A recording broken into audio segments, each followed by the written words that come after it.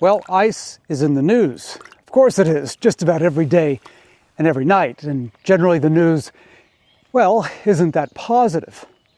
You know, asking people for ID, proof of citizenship, to get out of vehicles, invading homes without warrants, and of course, things far more significant. And these things aren't just political issues. These issues are constitutional law issues, and the allegations of violations cut, honestly, deep into the heart of what is supposed to make this country great.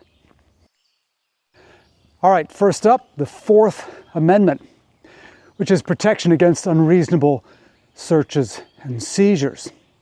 Currently, there are several lawsuits that allege that ICE agents have made arrests and conducted searches without valid warrants or even probable cause.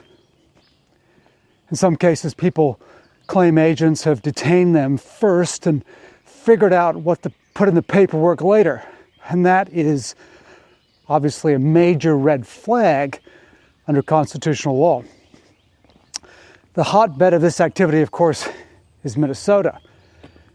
And in Minnesota, a federal judge even stepped in and blocked agents from detaining peaceful observers without legal cause, saying that the evidence suggested potential Fourth Amendment violations.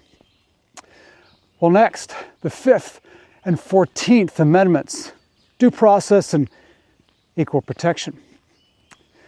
Well, civil rights groups say that ICE has detained people without meaningful hearings, denied bond hearings, and failed to provide fair legal process.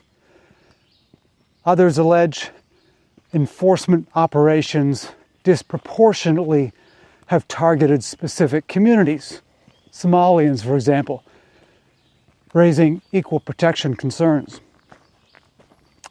In simple terms, the Constitution requires fairness, notice, and individualized suspicion. Blanket enforcement, that doesn't cut it. And then, of course, there's the issue about use of force.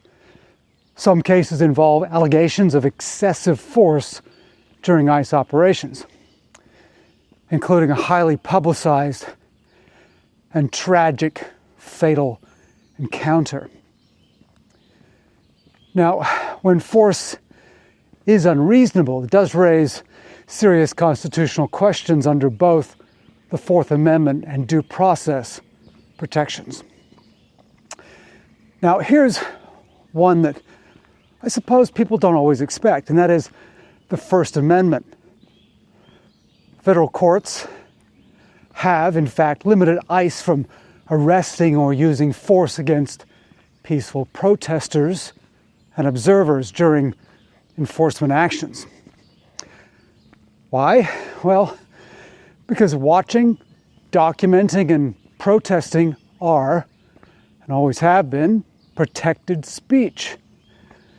You don't lose your constitutional rights because immigration enforcement is happening nearby. And finally, the 10th Amendment. Some state and local governments argue that large federal surge operations interfere with state authority and cross, in fact, constitutional boundaries between federal and local power. So what is the takeaway so far? Well, ICE has faced lawsuits already alleging violations of the Fourth Amendment, warrantless arrests and searches, the Fifth and 14th Amendment, which is the due process and equal protection clauses, the First Amendment, free speech, as well as free assembly, and even the 10th Amendment, which is the federal overreach situation. Now, these cases are still working their way through the courts, but they're also shaping the future of immigration enforcement as well as constitutional law. As they say, stay tuned.